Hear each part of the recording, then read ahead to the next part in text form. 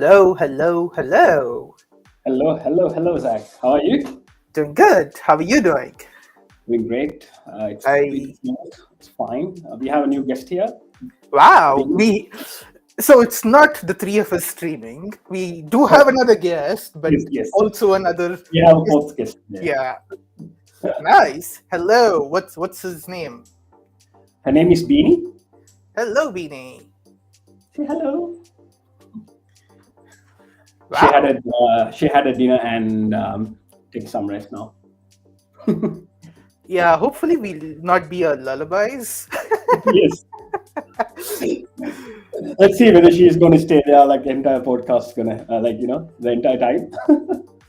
Yeah. If somebody's keeping a watch on Beanie, let us know in comments Yeah. when Yeah. she's walking out or something. Yeah. By the way, Zach, I know last weekend was a little hectic for you.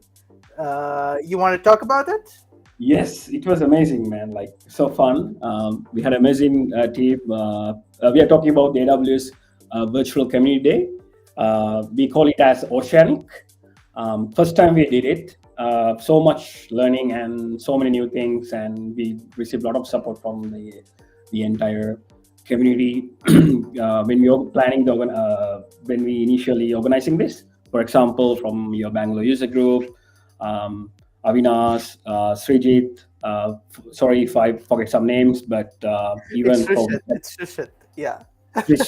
Srijit, yes, and Japan user group, they all helped us, even from a message and when we had question, how you guys did this, and they just never hesitated to reply to us. Okay, this is how we did, and if you need any help, we can do it. Yeah, so I would say a triumphant moment. So perfect. And we are already planning to host our second Oceanic Day in next year, soon, early next year, actually. Mm-hmm. So we already started working on that, planning. Let's see how it goes. Sweet. Wow, that was a really blast one, because I know I was presenting, not because of that, but also the speaker lineups and how well it was organized. And kudos to all of you in the team, man, because I know pulling off a virtual event is hard, given that you have speakers across different time zones. And also a lot of things with respect to the tech aspect of it, ensuring that they are on the right platform, all of those things. I know behind the scenes a lot went into it, so kudos to all of you guys. Thank you for that. Yes, especially a shout out to Mike. Because the rest of us doing a lot of moderator work behind the scene in a group call, and Mike was like running a one-man show, right? You went through the onboarding setup and all the technical things, how to share the screen and everything, and so he did an amazing job as well. Not only him, like the entire team, but that was really, really amazing, and we really enjoyed it actually. Oh, it was certainly fun. Yeah. So we also have some special guests already. Bhavesh was always joining us, so welcome, Bhavesh. He has a suggestion for Beanie's name. So Beanie has a new nickname, Zini. So we have Seb. So Seb is like the father of AWS community in New Zealand. He's the one who started the amazing AWS user group Aotearoa. So thank you, Seb, for joining with us today. Awesome. And we have Mohammed as well. Thank you, Mohammed. Cool. I think we already introduced one of the guests. And let's get the vibe on. Our guest is none other than Geethika. Drum roll. Hey guys. Hey Geethika. How are you? Doing good. How are you doing? I'm good. And it's been more than a year since I've been on the show, right? So it's been long. Yeah. So awesome. How are you guys been? And I talk to Zach most of the days because of the community days and the other user group stuff we organize. But yeah, Zach. So Yeah, you how are you keep guys? forgetting the other Zach across the oceans. Got it. Noted. Yeah. Yeah, doing good. Yeah, I think a lot of things planned up for the next couple of weeks. So hectic there. Otherwise, yeah, the usuals, community and everything else. So doing good. Nice. Yeah. So I heard that you guys want to talk about some ghosts these days, or some friendly ghosts. Oh, And friendly I said I neighborhood put ghost. Yes, friendly friendly neighborhood neighborhood ghost. Yeah. Yes. Yeah. You Do you guys want remember the cartoon called Casper? Yes. It shows our age, but it is. Yeah. Yeah, I mean, of course, most of the childhood was watching Casper, but now it's using Casper. So yeah.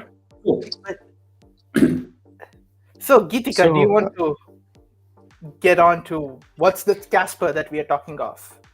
Yeah. So I think most of us here would know, and it's been the talk of the town the last month or so at least, and some of the AWS community got early access. They were beta testing it for months, and then it went live. I think public beta went live maybe a month or so ago.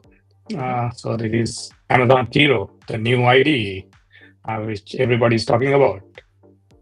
Yep. So let's before actually getting into Kiro, because Kiro solves the problem, in my opinion, at least.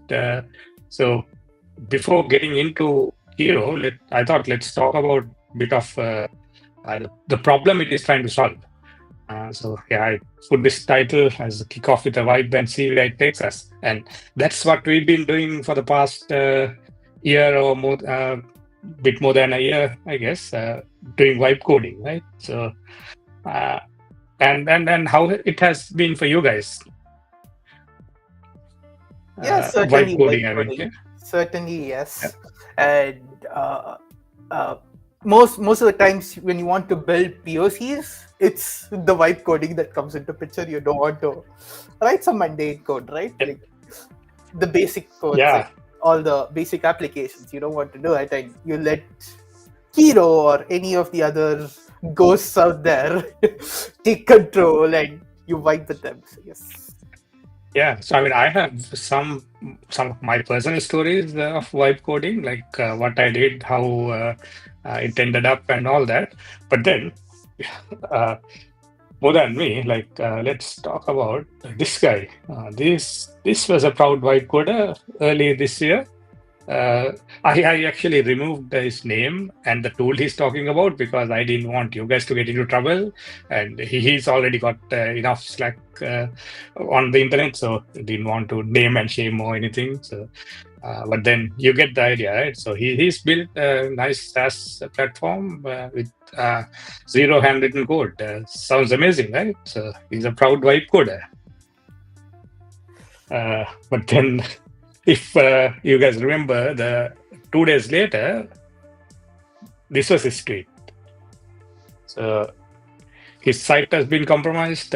People have been taking data out of it, and then he pretty much had to shut down his product. So, and that's exactly what happened when you wipe code. And I mean, we all do that, and I do that day to day, because I rarely write manual code anymore. But then this is what it is. So that's the things we have to be careful of. It is good until it is not, right? So you guys have any other experience like that? Have you guys? I have seen something like, it's not more into like code like configurations. Yes. There was a kind of, Nginx ingress issue. And while troubleshooting with these AI agents, like what's going on, and rather than troubleshooting itself, it's it says like, install a new ingress controller. So I don't know, like, maybe the context is missing or something. And sometimes, yes, but I think it's how we're using it. But day to day, I use a lot for troubleshooting. Like if you have multiple clusters and you want to check the configurations, for example, you scan the repo and it will give you like a nice, in a markdown format, like a table. Okay, this is your configuration. This could be the root cause, which is breaking and throwing errors. So, which is really amazing. But yeah, I mean, my advice is you should know the basics before you do.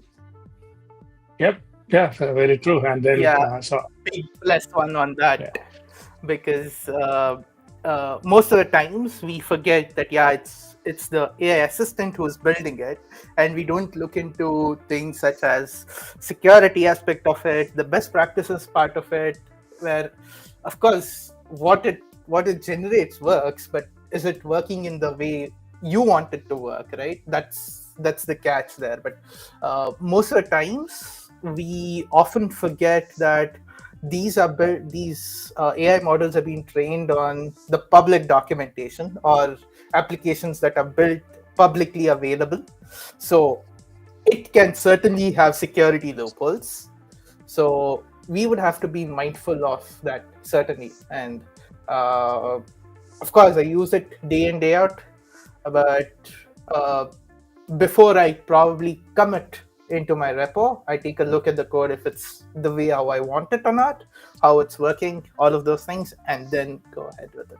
Yeah, so I came up with a few 6 like problems with vibe coding, but then this is not an exhaustive list, and also like every time you vibe code, you may not get all of these problems. So it depends. The problem, it depends on the complexity of the code and the thing you try to achieve, and also like with a good prompt and good some of the other configuration, you can avoid most of the things. So the point we are talking about here is like vibe coding is not bad. It is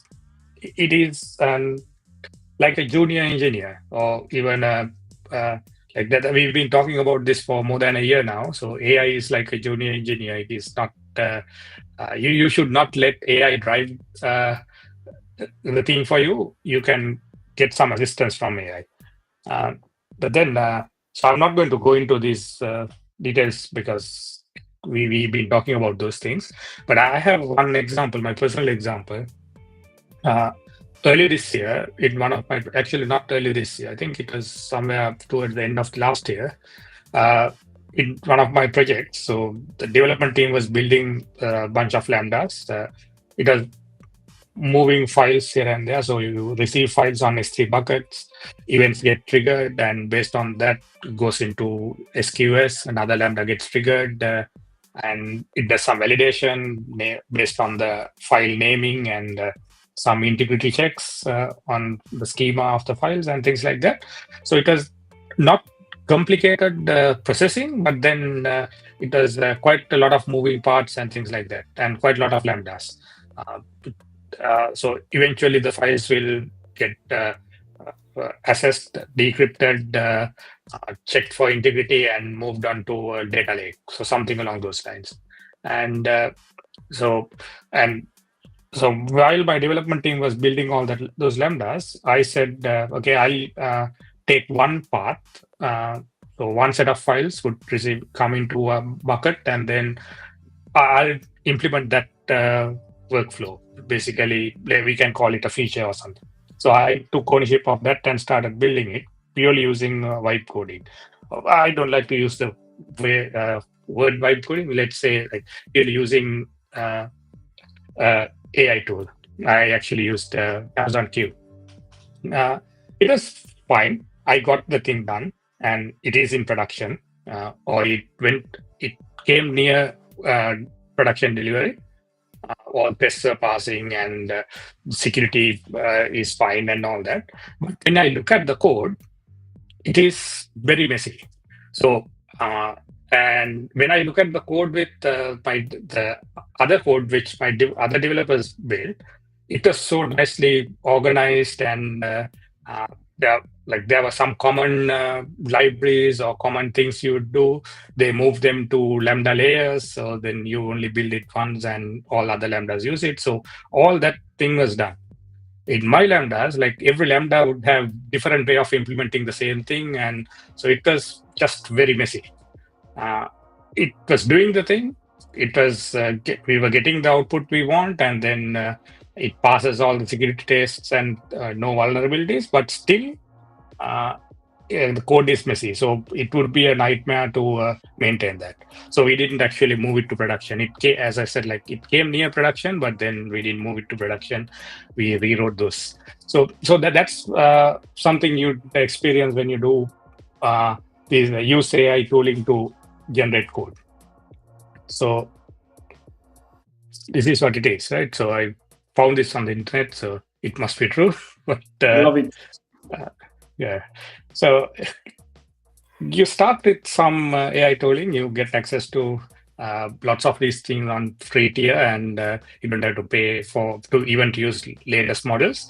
And then you say, oh yeah, it's amazing, and this we can ship this feature so fast, and project manager just gets excited, and and then you deploy it, and say, okay, something's broken. Oh no, it's not just one thing. Many things broken, and let's just okay, we have to refactor now, and then you come to a stage. Okay, it's time to learn some architecture. So that's where I'm getting to. Like, so when you start using these AI tools to build things, you can't really forget the architecture. You can't really forget the design. So you have to come from that, and you have to have a proper architecture documented, and then start with a good design, and then you can maybe you can direct your AI to build you nice, great code. Yeah. Like Bhavesh calls it. Is it working? Is it working? Is it working? Okay. I can recall a meme with this. So yes. Yeah. So when we were struggling with this problem, there were tools trying to fix this or address this problem. And I'm not going to name any other IDE because we are talking about AWS and we are talking about Kiro. But then, of course, there are other IDEs which everybody uses. I use every day. I actually use VS Code, but then with a couple of plugins. But then you can solve this problem. You can actually do quite a lot, but then you have to add certain things to it, or you need to know what you're doing. But then AWS came with this spec-driven development concept with the release of Kiro, right? So that's I think we have to we started then, or maybe a couple of months back. What is this spec-driven development? Anyone heard the term before AWS coined it? Like, no, to be honest, no. First time I heard from I'm using Kiro only. Yeah, I think Kiro is the one who coined it. So, yeah, but I think it is not invented by AWS. I think we've been doing this spec-driven development for a long time in software engineering. It is, maybe we didn't call it that way, but then if you're building API, you would have the API spec. So you lock it down.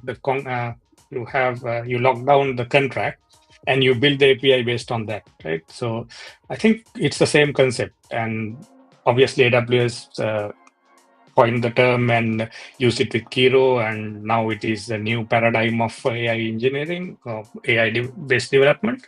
So, but it's a good thing, I think. So what it does basically is you come up with a spec, you come up with requirements. We will go through Kiro in a bit so we can see where things are defined. But then basically what spec-driven development in terms of within Kiro's context is, you come up with your requirements, you come up with a design, and then once you lock that down, and then when you generate the code, it doesn't really matter how good or bad the code is, because your requirements and your design directs AI agents to write the code in a specific way. I have some examples, and I will talk through those, how it happened, and the lessons we learned. But then, so I think that's it. And then I was talking to one of the AWS guys before Kiro was publicly announced, of course, and he gave a nice word like this deterministic output from a non-deterministic system. So because LLMs are by definition is non-deterministic. You ask the same LLM the same question twice, you will get you are guaranteed to get two different answers. It is non-deterministic. But then the problem we had with vibe coding or in the past couple of years was you have this where you want the code to be written in a certain way, a deterministic way, because code is by definition deterministic. So how can we achieve this deterministic output from a non-deterministic system? So that's where the struggle was, and that's where the vibe coding problem is also. Like you give a prompt to your LLM, and then it can give you answer A or answer B. Both of them might be right, but one would be maybe better than the other, covering all the other aspects, security, all other things. Right? So how can we do that with a LLM? That's how I think Kiro is, or AWS is handling this with spec-driven development. Once you define your spec and the requirements and the design, what would happen is whatever the code is written, you can trust it, because within your spec, with the set of files, so we'll show those files later, but then within those you set the guardrails and boundaries for the AI. And it might not be using the same way of doing it. Say, for an example, it might use a while loop instead of for or whatever, but then that may not, at the end, may not matter, right? So as long as you get the output as per your requirement, even at the performance, then how you write the code, whether it's new method A calls method B, or method B has a new method, so that doesn't really matter. So I think that's where this paradigm is going. You don't really have to worry about your code. It's just a matter of getting your spec right. Yeah. So do we have any questions then from the audience, or from you? Or I feel like I've been talking too much. Yeah, no. Actually, it's really, really good insight. So I was thinking, correct me if I'm wrong, it's something like, PRDs, right? Like product requirement documents like we have. Then as engineers, we will create the ERD after that. So I think there's something similar to like, or maybe that is like a PRD, right? Like in that term, is it correct?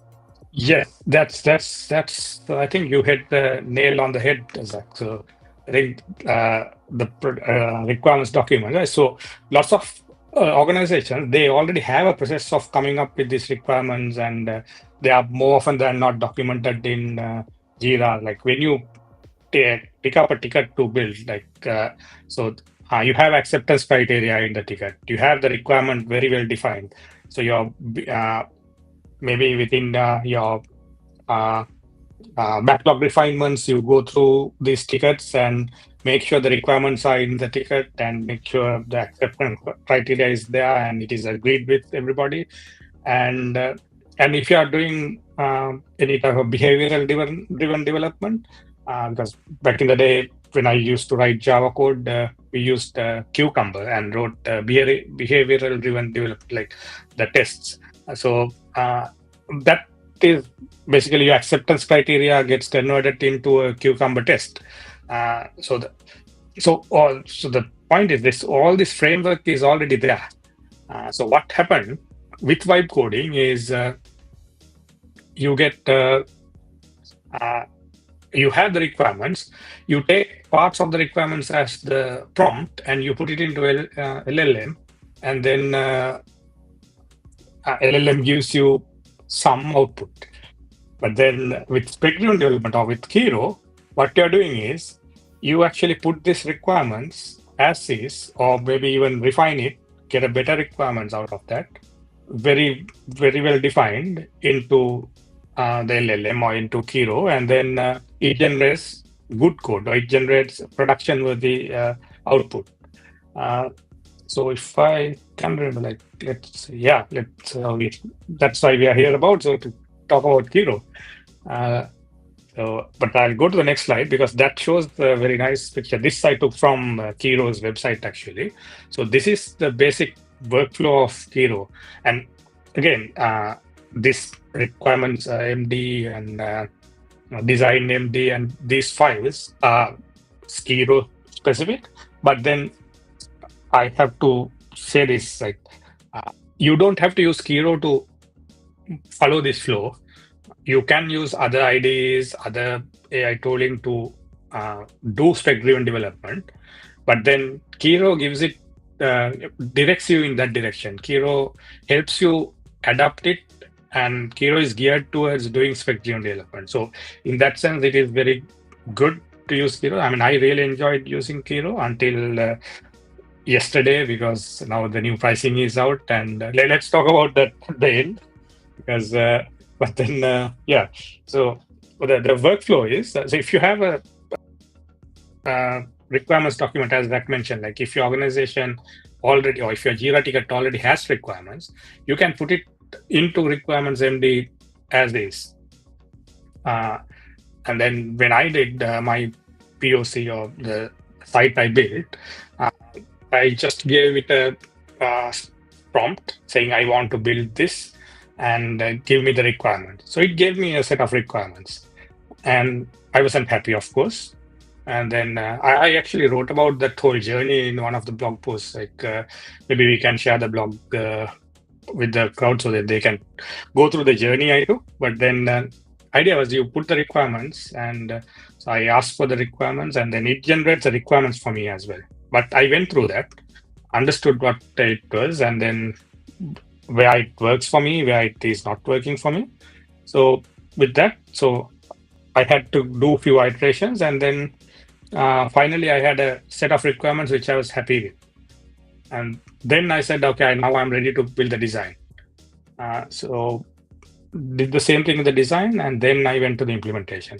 So now let's move to the Kiro IDE, and I'll show you what these things are. Actually.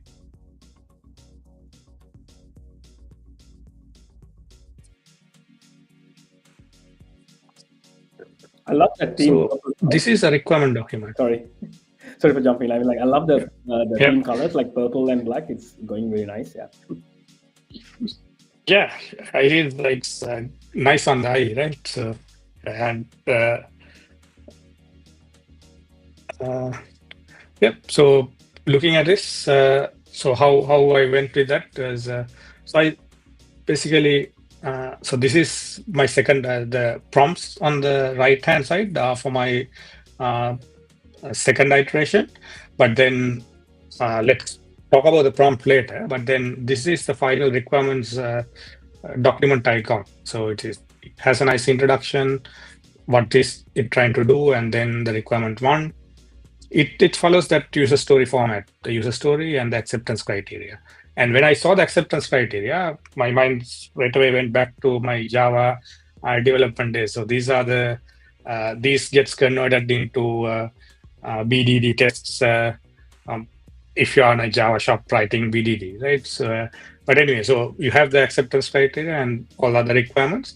So you can iterate on this as vibe coding. You can vibe the spec, and you can get the and also if you already have the requirements, then you don't have to do that. You can just create your requirements MD file, paste it there, and then your requirements are done. And out of that, so once you are done with the requirements, so in here you can see, so because this was my second iteration, so it updated some instructions and modified the requirement 1, 2, like that. We went to do all that, and then said it asks, okay, do the requirements look good? If so, we can move to the design. So I said yes there. If I say no, then I can go back to refine the requirements until I'm happy. And once I'm done with that, I say, let's move to the design, and then the same workflow follows. And if I go to the design MD, so this is a bit more like technical. So, Zach, in your example, like the PRD and TRD, right? So, PRD could be the requirements MD, and then TRD would be your design document. And that again with a bit of overview, and then it says what technologies I'm going to use, and the architecture, how this is all hang together. So as I said, this is a single page web app. So it's exposed via CloudFront, S3 bucket, and then also API gateway to call the backend and the Lambda. And of course, there's a secret manager to store the secrets. So this secret manager is the interesting part. I mentioned that in my blog as well. I'll come to that in a minute. But then, so you have the design, and then I would define what my technology stack is, and the design principles, the things I want to adhere to. So these are basically sort of the guardrails and inputs to the model. And this is exactly what is missing from that vibe coding aspect. Because when we are vibe coding, we don't give this level of detail. And if you are a good vibe coder, you would craft your prompt to give most of these details.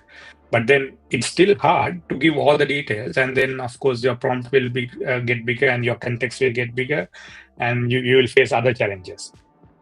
But when I say that other tools allow you to do this, of course there are other ways to set this up. Even within Amazon Q Developer, you can set rules, or the system prompts and things like that. So that way you can get to this outcome. But it is not easy, or it is not very intuitive as Kiro. So Kiro, the whole workflow is that. So that's the biggest advantage of using Kiro, I guess. And then I think that's the biggest selling point for Kiro. So you have the design document.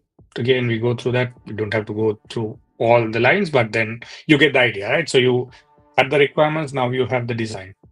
So once you have the design, you can go and create the tasks. So before coming to tasks, there's another set of files if you are in.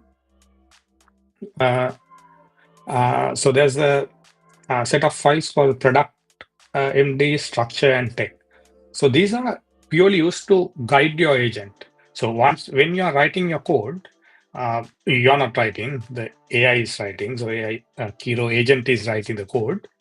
So these ones, so this product MD, so it says, it talks about the product, like what are the core features, what's the target users, what's the key value proposition.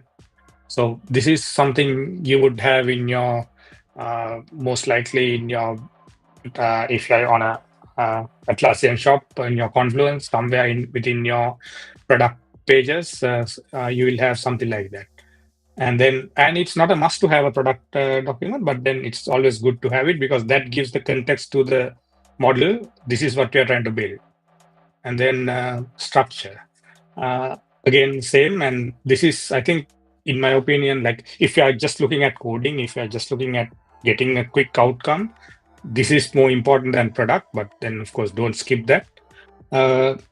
And you have your structure, like the repo structure, how you're going to place your files.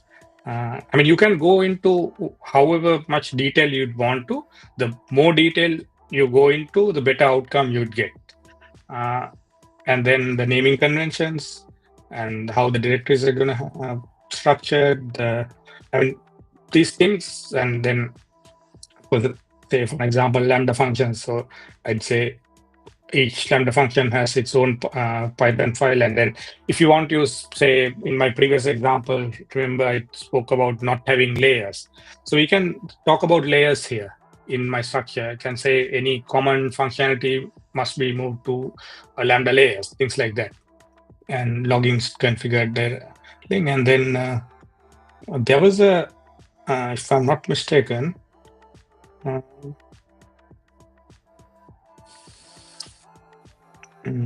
security patterns. In here, my initial iteration, my very first iteration, I didn't mention secret manager for operational storage. It was, I didn't think of it. I just didn't mention it. So when I looked at, so after doing that, when I generate the task, I saw one of my tasks was to store this API credentials in Lambda OS variables or Lambda variables. And I was like, this can't be right. You can't do it. I have to move to secret manager. And then I realized, okay, those are the things which people miss. Like when you're vibe coding, you would miss that. Of course, you can set it up as a rule or guardrail in other IDEs, but then here, this is here, yeah, you would put it. Like as soon as I put this here, then I don't have to repeat it. And my model or the Kiro knows that, okay, credentials should be stored in secret manager and things like that. So that's an example of what kind of things should go into this file. And then, so you can, again, you can go into as much detail as you'd like. More detail, the better. And then the one final thing was the tech. Like this is where I define my tech stack. Like what kind of tech I said I want to use: CDK, Python based, and CloudFront with global CDN and custom cache policies, and even to the level of my library version. So this is where you can avoid these vulnerabilities and things like that. So you can lock into whatever the versions you want to. Yeah, So- on that same thing, Geethika, there was a question about how do you manage which framework or which package, and especially when you want to lock in specific versions of your dependencies, right? Like mentioning them on your requirements and in your spec itself is one of the ways. But do you have anything Sure. else to add on? Yeah. So again, I'll try to compare this with the previous approaches. So then that gives us all a good comparison. So if you want to do that using without using spec-driven approach, you have to say it in your prompt when you're asking the LLM. I want to build this using this library, this particular version. But the problem is, next time when you ask the same LLM with maybe you are doing some enhancement to the project, your context will be lost, and because it's a new session now, and it doesn't know about it, and by you wouldn't provide that information intuitively either, because you would assume that it is known, and LLM might generate the code with a different library, or it might even think, okay, this is the old library, so I'm going to upgrade it. But then it wouldn't think of your security aspects or your governance, that without your approval, you can't upgrade. But then with this approach, what happens is those things are governed by the tech file. So you will have a different compliance framework, different approval cycles to get a new version of a framework accepted. So once that is done, you can come here and update, or even add a new library. But then until it is done, your model is limited to these libraries, these versions, and things like that. So that's the two approaches. So again, if you take a step back and look at both approaches, this looks at the governance, the security, that whole production mindset. But then the other approach is getting something done, getting something written mindset. So I think that's where the difference is. Again, vibe coding is good to get something written, but then can you maintain that?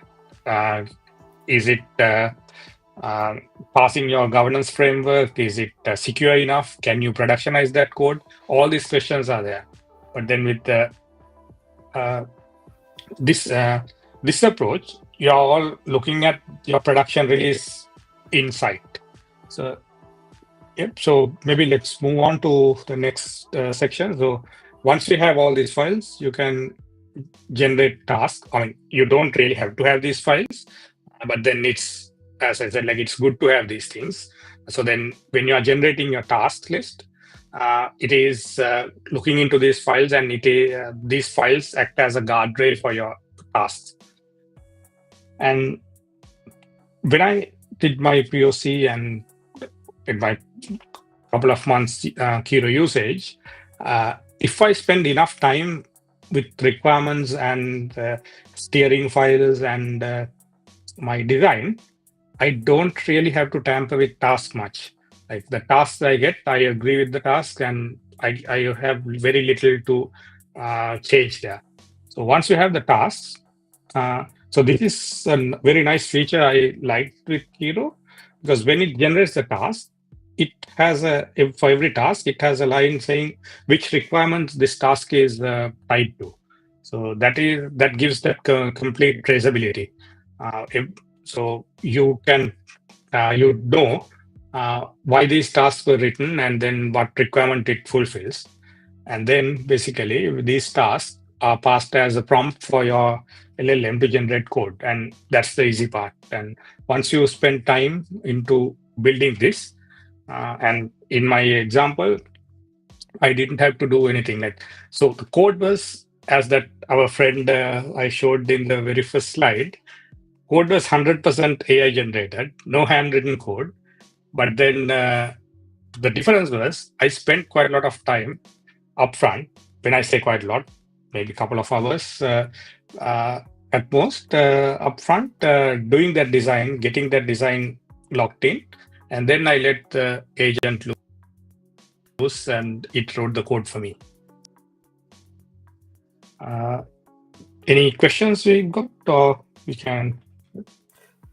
We can take the questions in the end, but yeah. Yeah, sounds good. So anyway, so that's my experience of using this and what are the best practices, or in my opinion. I'll touch a little bit of things I would wish that has been improved, or some things we can look forward for. I don't know whether Amazon is listening to this, but then if they are, please, these are the things I would miss. And one is you're limited to 2 models.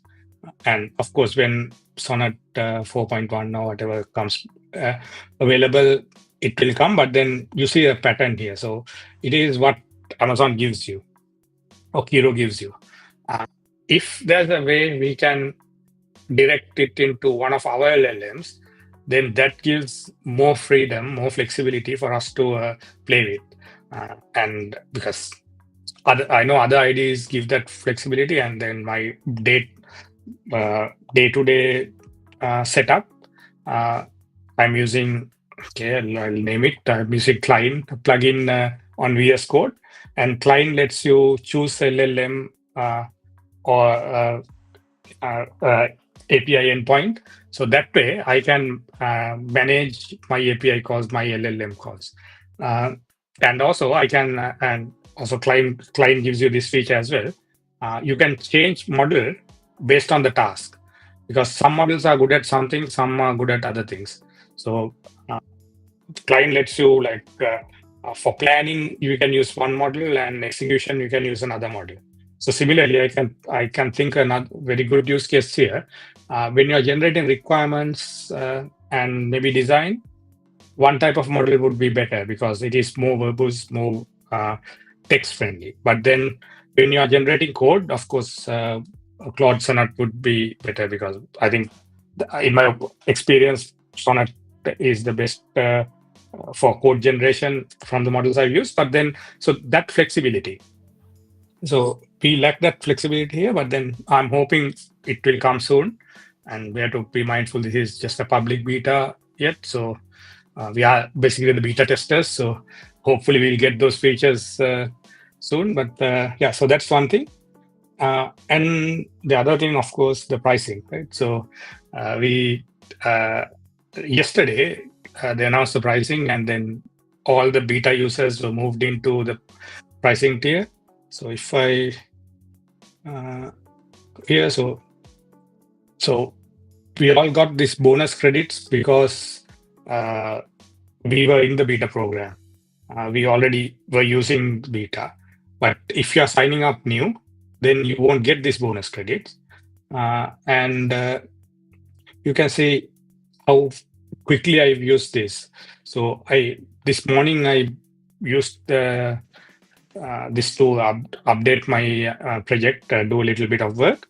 But then I've just run out of all vibe requests and about half the spec requests. I'm still not very clear about how a vibe request and a spec request is measured.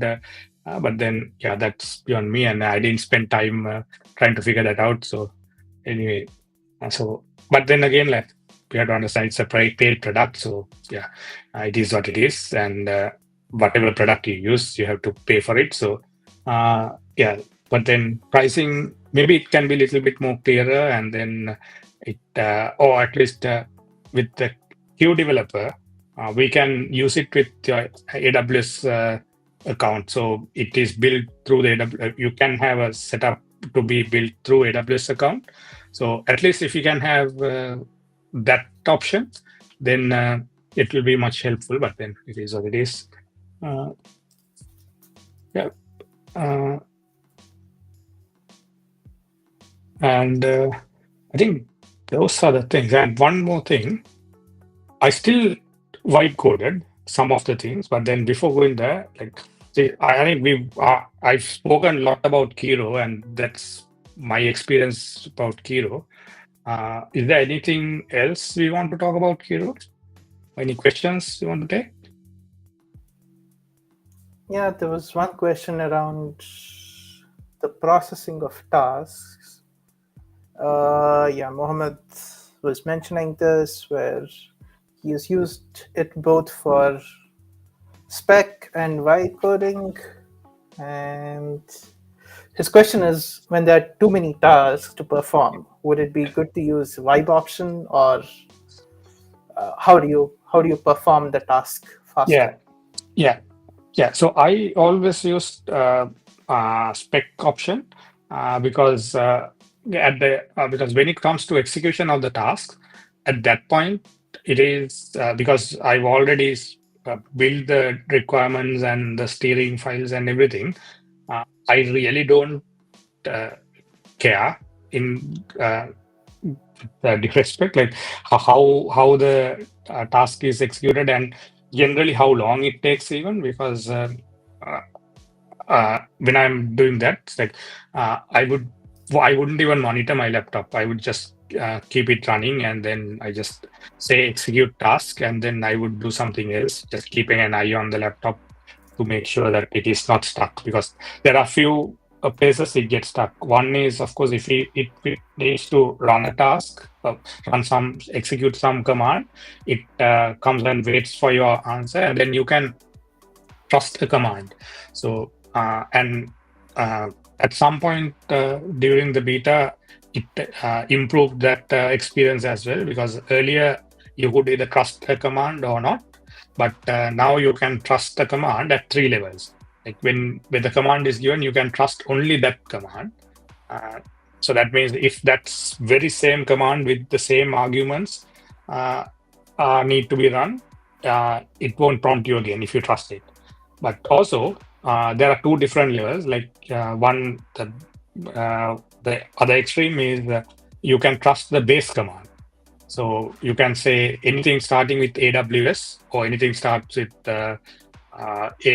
CD, I trust it. So that way, the whole any command starting with that will be trusted. So once you do that, then progressively it gets less and less prompts, and it just keeps on doing. And then again, it's a matter of how much you trust your LLM as well. But then another thing I'm doing, not with Kiro, but then with my other IDE, I'm running all these tasks in a agent, in a local container. So whatever it does, it is within that container only. So it's not doing anything on my laptop. So that's a different topic. But then anyway, so coming back to the topic, so I don't really mind how long the task takes. So I just go with the flow. And yes, vibe option, you can use it, but then it breaks that flow, and then you lose the traceability back to the spec. But then I use vibe into something else. I'll show it after we finish the Kiro demo, actually. Yeah. Awesome. Yeah, I think there was another question Bhavish was following up on. I think this comes from the fact that you could mention your requirements in the TechMD, but if the LLM doesn't know about any framework for a specific framework or any package that you're using, would it learn from the internet?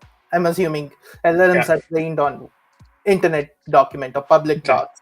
So yes, but Yeah. So I think I haven't come across any such thing when LLM doesn't know something, because most of the time, if LLM doesn't know something, it lies.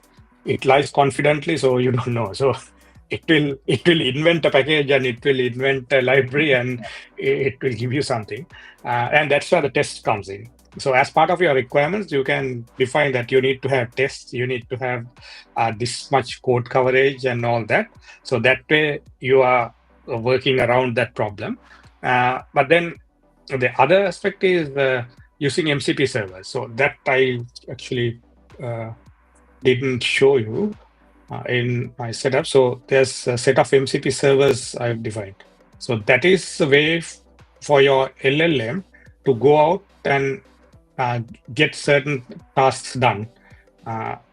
So I'm using fetch, which is to fetch something from internet or any document, and then AWS documentation. So that way it uses AWS documentation to find the best practices and best practice ways to implement AWS APIs. And so EKS MCP server, this is for something else. It's another project I'm working on. Strand is also for another project I'm working on. And GitHub MCP server, that's how it connects to GitHub and do all the commits and pushers and things like that. And it is not connected at the moment because I've disabled the access key for that. So I don't accidentally do anything. And because I'm using CDK, I added CDK MCP server as well. So then it knows the patterns and the CDK constructs and it adapts the diagram. So I was playing around with this to generate the diagram out of the code. But then so far I haven't been very successful in getting a good enough diagram. But yeah, so those are the MCP servers I've loaded here. But then there are loads of MCP servers, and you can write your own. And that's the way of getting access to things the LLM doesn't know. And generally, especially Claude, knows when to use LLMs. You don't really have to specify. But then you can, of course, specify in your prompt saying using this MCP server, do this. But then even if you don't specify, it generally knows when to use those things. And when I looked at GitHub, one more thing I forgot, the agent hooks. So that's also something which Kiro gives you. So I'll show you in my other window here. So these are the agent hooks. So you can set up some triggers which happens every time some action happens. So I've set up two agent hooks here. One is to auto commit. That is, so this is basically a prompt. So you give it in natural language, but what I'm saying is it automatically comes to the repo when files are modified. So every time it modifies the file, it automatically commits. And then I have another hook to say automatically push when files are modified. So that's why I'm only running this one, not the auto commit one. But then what I wanted to set up there was auto commit every time files are modified and push when a task is completed. So something like that. So those are the things you can do. Like you can add various different hooks for file change, created, file change, saved, deleted, or even manual trigger. So I think I answered the question, and yeah. So anything else? I think one thing about the hooks, right? I think, sorry for jumping in like Geethika, but good point you were talking about the hooks. One thing I was trying out with like code quality checks as well, like, running the test cases also there. So Yes. I was building something, and kind of I wanted to test, like, okay, like you mentioned the task, right? Okay, each task, okay, this test should be passed before you go to the next one. So adding to your point here, then, okay, if the test succeeded, okay, now you can push the changes. So Yeah. I mean we can customize much as we want, right? Like, that is the beauty of it, right? Exactly. And then, and the beauty of Kiro is it gives you this framework or gives you this platform to build all these customized hooks and the steering files, and it directs you in that path of that spec-driven development. Of course, you can get this done in another IDE, but it involves a lot of work, and it will be different for individuals. But then when it comes to organization, I'm not sure what your IDs were like maybe 5-10 years ago. Like when I used to write code back in the day, and I used to be a Java engineer, so we had Eclipse, and the organization had a Eclipse project file or a set of files, and each project team would have a file that defines the coding standards, linting, and whatnot. So similarly, that's how I see it. Like these, some of these steering files and even the other spec files would be at organization level, and then at the product level and the project level, and so based on that, so when a new engineer starts, they don't have to build from the scratch of these. They would just import and set it up, and that would be their tech stack. And you wouldn't assume that all engineers would be changing the tech stack of a bigger product, right? So things like that. So I think this takes us and from vibe coding into the next evolution, right? So into the next phase of using AI generated code in production. So yeah, totally agree to that, because we all have vibe coded now, and the shift towards being more accurate with respect to your standards your organization or your team follows is a must. So getting specs in, and with things as specs and hooks with Kiro, amazing. Yeah, I see some of the comments around pricing, but anything that you want to add on, Geethika, about pricing, the usage of Kiro with QCLI? yeah, so I think pricing, again, I'm sad it came out this early. I was hoping that it will be delayed, because then we can use it a little bit more.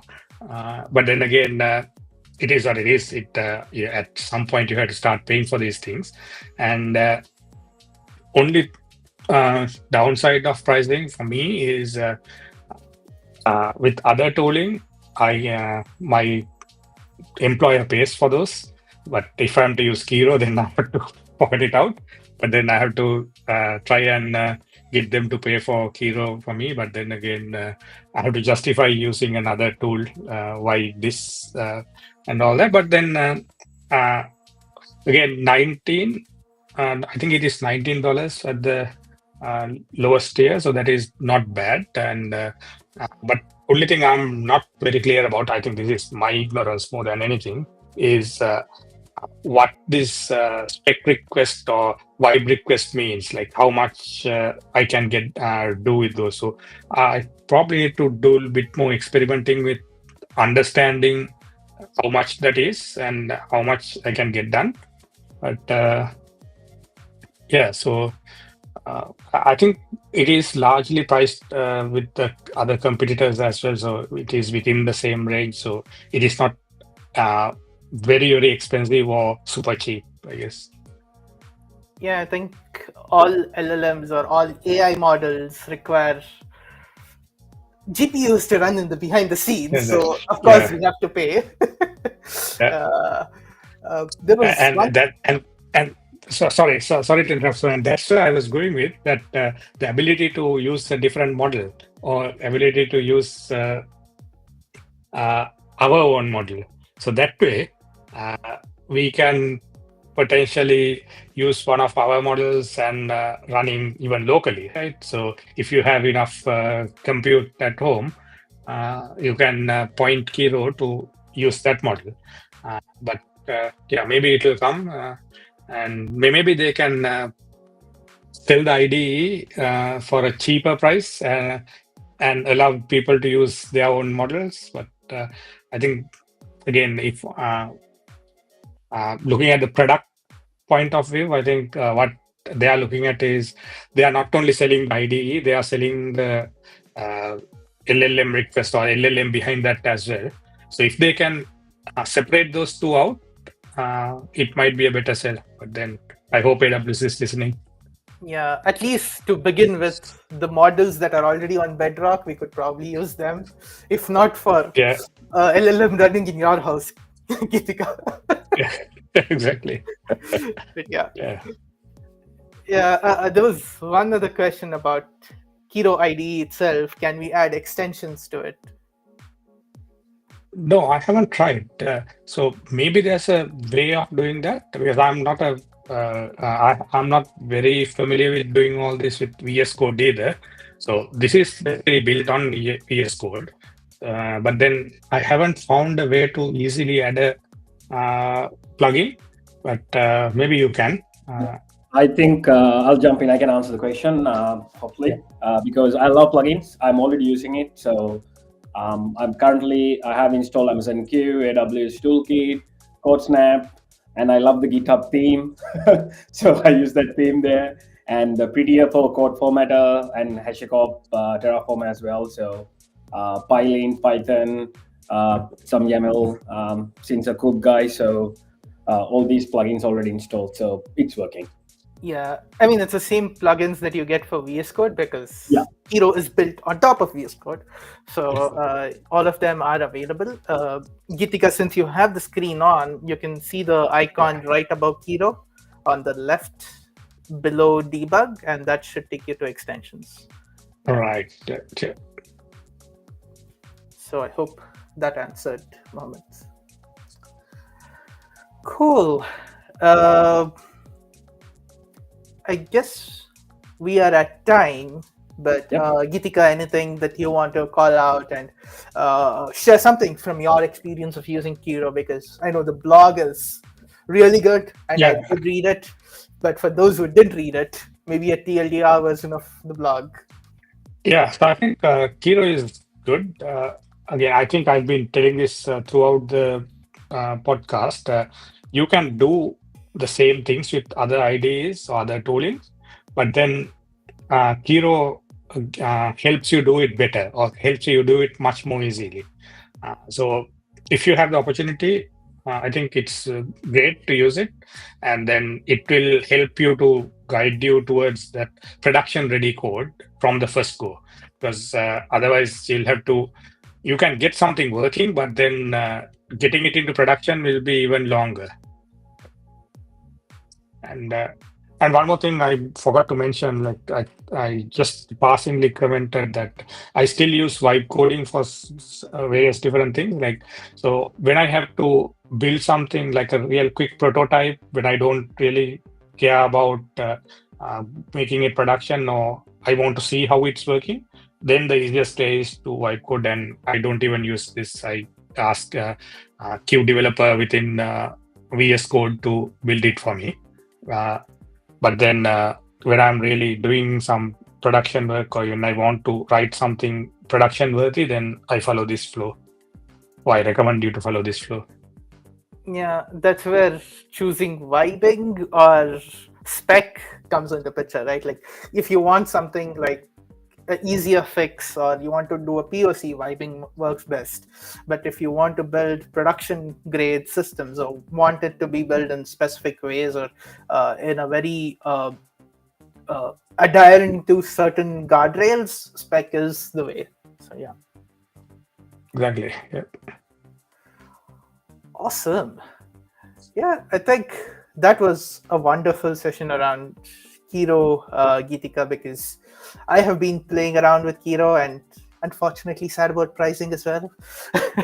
So yeah, I think somebody who's still on the wait list or somebody who's yet to try it out, it was a good starter for them to understand why you need spec-driven development, and especially today when we're using AI left, right, and center, spec and bringing in standardization is important. So that's really good with Kiro coming into play and introducing us to spec-driven development, although we did it as engineers, but getting it more formalized with AI. Exactly. Yeah. I mean, we have been following this, like in our organizations, like creating the PRDs, ERDs, then ADRs, and everything. So, like you mentioned, John's like using AI rather go and use it blindly. I think Geethika showed some nice guardrailing. Especially, I like how you mentioned the requirements for the security aspect, like setting that layer, so it will make sure to in that best practices, right? So yeah, that is amazing. Cool. I think those questions, right? Yeah, I think we're good with questions, but in case if you have any more questions, you can DM Geethika because he's our Kiro expert or our friendly neighborhood ghost expert. Yeah. Awesome then. I believe we'll see you all soon in another episode on the Zacs Show. Again, maybe something AI, maybe something core compute, maybe something... Or maybe Kubernetes. Or it could even be AI again. Yeah, so okay. Stay tuned for another episode of the Zacs Show. And thanks, Geethika, for spending some time today. I know Sunday late night for you. Thank you for taking some time and joining us on the podcast and sharing your insights. Awesome.